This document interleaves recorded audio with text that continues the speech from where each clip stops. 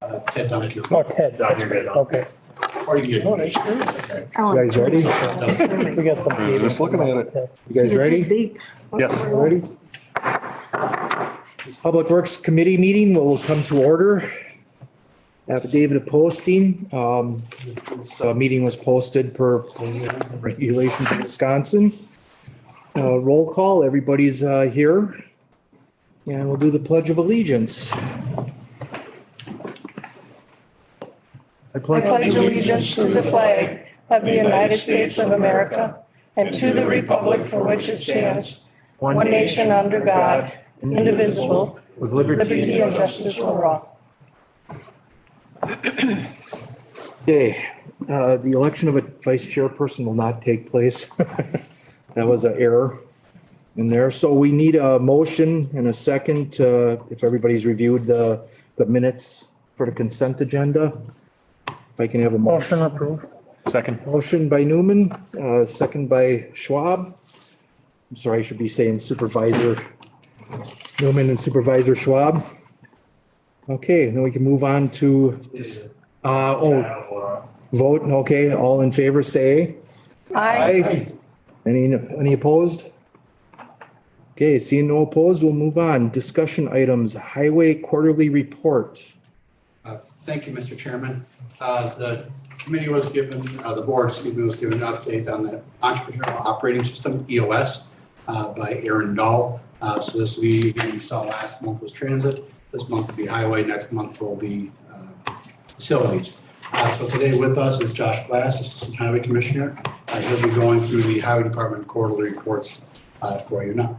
Okay.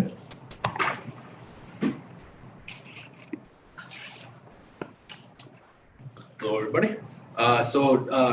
We have four main items that that are on our EOS radar here that we've been working on. First primary thing is to create 2050 transportation network sustainability plans. And we're working with municipalities across the county.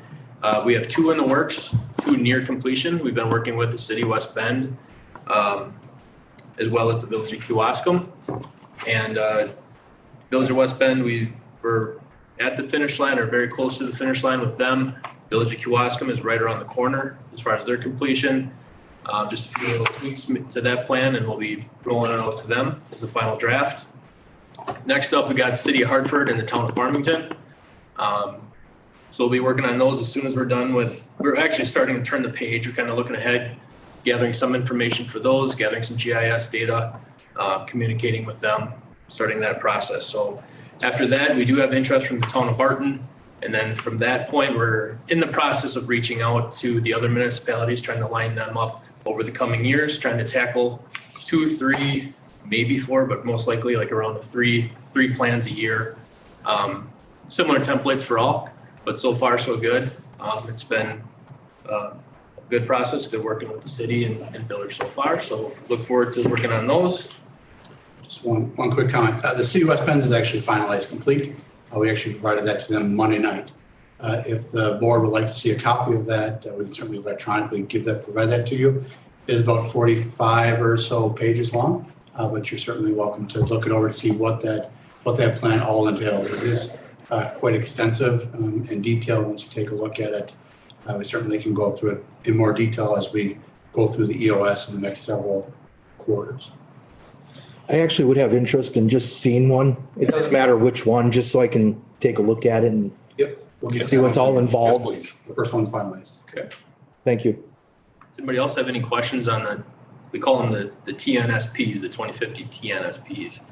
Anybody else have any questions on anything? If not, the next item would be our intersection safety analysis planning effort. So back in 2017, our department developed its own intersection safety plan.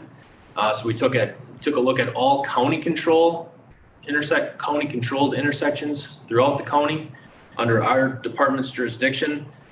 We ran the safety data for that, looked at crash reports, and we identified like a top 5, top 10 list of the most dangerous intersections under our jurisdiction. And we looked at hopefully quick and relatively I don't want to call it cheap, but relatively easily fundable, simple fixes, signage, things like that. We tried to tackle those, trying to make quick and very impactful changes. So those, we went out there and we tackled those right away. And it's time to look back and see and look at data. We want to make sure that that is effective, or if there's anything else we can do. Taking another look at crash data and then redeveloping a new top 5 or top 10 based on crash numbers, crash severity, and what's the other one? Severity, number, and rate. Crash rate, thank you. Yep, so those are the 3 main factors that we look at there. So that plan looks at everything that happened within a 250-foot radius of the center of an intersection. So we partner with our GIS department for that. They can run analysis and things like that using that data. Does anybody have any questions on the intersection plan? And we'll take a look at some of these intersections tonight. Okay. The tour. Extend that to. Yes, so based off that, similar to kind of what we're doing with the 2050 plans, we are going to extend our services to the locals to see if they want us to run a similar analysis on their controlled intersections and see if we can help them identify any problematic areas as well. I have a question. With your intersections that you're interviewing or reviewing here, are they county to county or are they county to local roads as well, or? So anything county controlled, which means we go by jurisdiction. So if it's, for instance, a state highway and a county highway intersecting, that would be a state controlled intersection. It would go by the highest level of government that meets with jurisdiction at that intersection would be that control. So town road to county would be a county, town to town obviously would be a town, maybe multiple townships or something like that. But highest level of government would take the quote unquote control of that intersection. County to county roads. Yep. Yeah. There's some on our county borderline where it might be another county. So we coordinate with them, see if there's anything we can mutually work on together. Thank you. Any other questions on the intersection safety plans? I'm good. Leads into our next one, which would be our roadway safety analysis.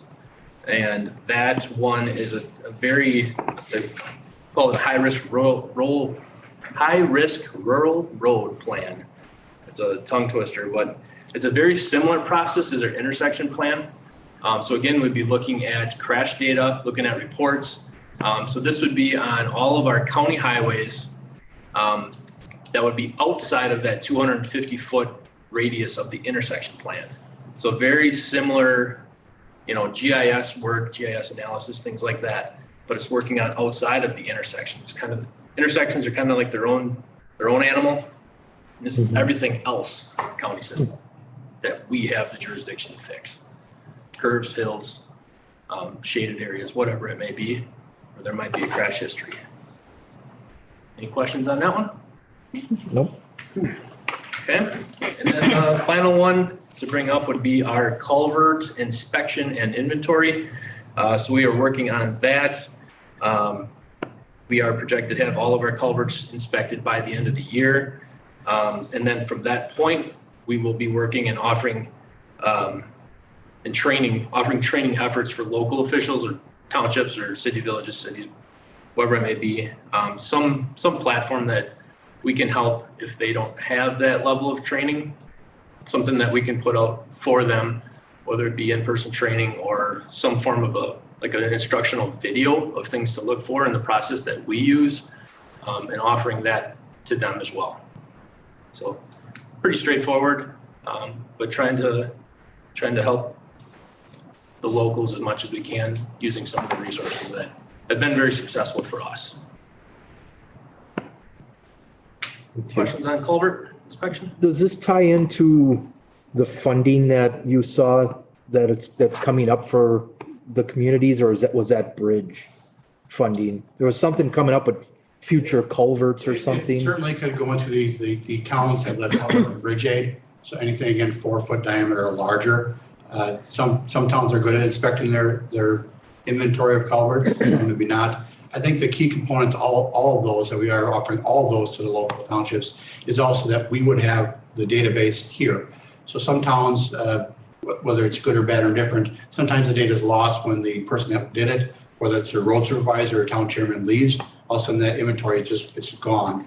For this be, the database would be housed on the county servers so that it would always be available if, let's say, a town road person, their public works operator left, but it's not gone with them, the knowledge isn't gone. It's geospatial too, right? So it's got the map associated with it. So it's not really going, hey, the cover by Elmer's place, it's actually, that it's happened, that local knowledge. We call our bridge, a lot of our bridges have the local farmer's name associated with it to our crews.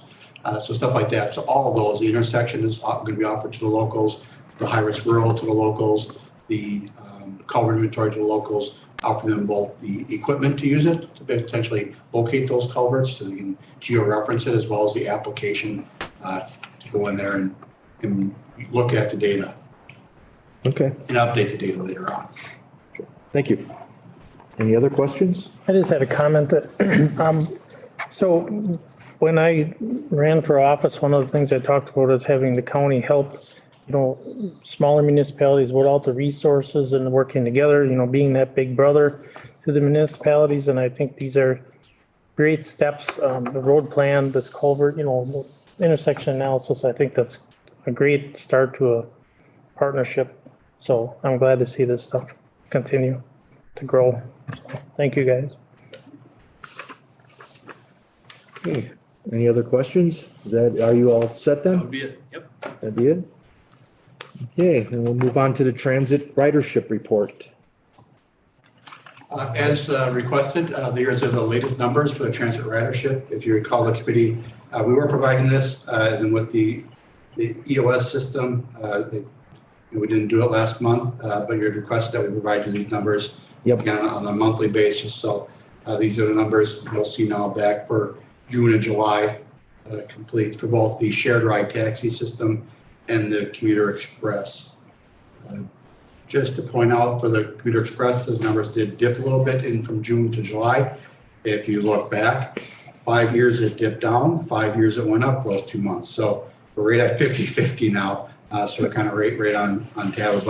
But you'll notice that we are still hovering right around 2,000 in a generous number rides a month, that we're not increasing as dramatically as we did at the beginning of the year. We're kind of flat again. You'll see some new billboards coming out to try to get ridership. We hope to have the sewer pack report short, but these are the numbers that you had requested. And again, I know I keep asking you every single meeting, but the federal funds run out next year? Yes. Yep. They most certainly will. And inflationary costs with fuel is a big component of both of these systems. And we were hoping that money would last a little longer. But as you can imagine, it's not going to last as long as what we had hoped originally a little over a year ago. So it's something that we're still going to have to take a hard look at to see if we want to even cut back more. Maybe even harder, yes. Yeah. Do you think the fact that we already cut back a couple rides is cutting into the ridership? Or I know it was low before we did that, but. We haven't heard that anecdotally. We haven't heard complaints about those rides, and those rides were moved. Remember, those were, we talked about either 0 or 1 rider on those routes. Oh, right. So it's not like we took a route that had, and actually none of them attempted, had even 10 people on it.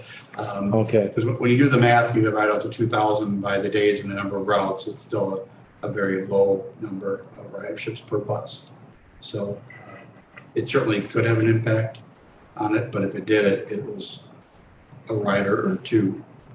And it was probably the few that complained when we brought it up at our committee meeting at that time. It could have been. Yeah. Okay. All right. We'll just have to keep an eye on them.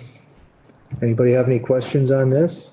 The one thing I'd just like to mention, I know we got maybe some new members too, is that the 1,897 riders this month, that's not 1,897 people.